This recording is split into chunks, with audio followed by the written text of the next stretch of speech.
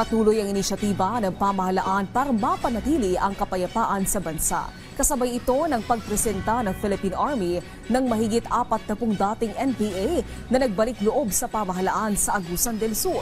Ang sentro ng balita mula kay Alexis Cabardo ng PTV Agusan del Sur. Iprinisinta ng 401st Infantry Brigade Philippine Army ang 44 na dating miyembro ng rebuilding grupo na NPA na tinatawag na ngayong Friend Rescued matapos magbalik loob na sa gobyerno. Isa sa kanila ay ang dating political officer ng Sub-Regional Centro de Gravidad na si alias G. Poy na mahigit 2 dekada nang lumaban sa gobyerno. Itinuturing niyang biyaya ang kanyang desisyong bumaba na mula sa kabundukan. Bonus na lang sa ako nga naa pa ko buhi pa ko karon no. Kay panalitan sa SRSDG nabungkag naman yun o pinakaswerte kami nga naa pa dinhi karon kay nagpabilin ming buhi samtang ang uban namo na himo yung na-damage sa focus military operation sa ilang mga nagkalain-lain nga mga porma sa atake anti-insurgency nga nikala sa among mga kauban. Dagdag pa niya, ang kanyang pamilya ang pinakamasaya sa kanyang pagbabalik. Atog nila sa tanan nimong nahimong saktong desisyon ka na ang pinakasakto ang pagbalik na sa gobyerno. Ayon kay 401st Brigade Deputy Commander Reynald Romel Gose, ang pagsuko ng maraming NPA kumbatan sa sinyalis na tuluyan ng nabuwag ang rebuilding grupong kumikilos sa probinsya.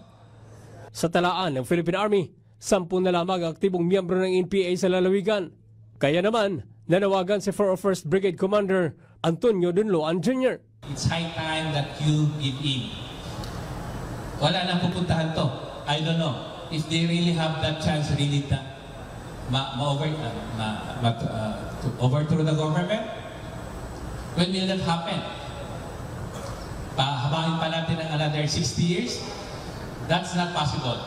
Sa mensahe ni Agusan del Sur Governor Santiago Cani Jr., kanyang pinasalamatan at malugod na tinanggap ang mga dating kalaban ng Estado. Ang nalipay ko, kay parehas dito mga Pilipino, dili gitutana taangay magpinatyanay. Kay atong obligasyon isip mga Pilipino ang pag-amuma, pagmahal o ang pagproteher ng atong nasod. Kay way laing Pilipinas alam sa mga Pilipino kung dili kini lamang ang atong nasod Pilipinas. Na isa ra may nasod para sa mga Pilipino nganong magubot banta. Ayon sa DSWD at Provincial Social Welfare Development Office, kanilang pagsisikapang maibigay ang kaukulang tulong sa mga friend rescued. Alexis Cabardo ng PTV Agusan del Sur para sa Pambansang TV sa Bagong Pilipinas.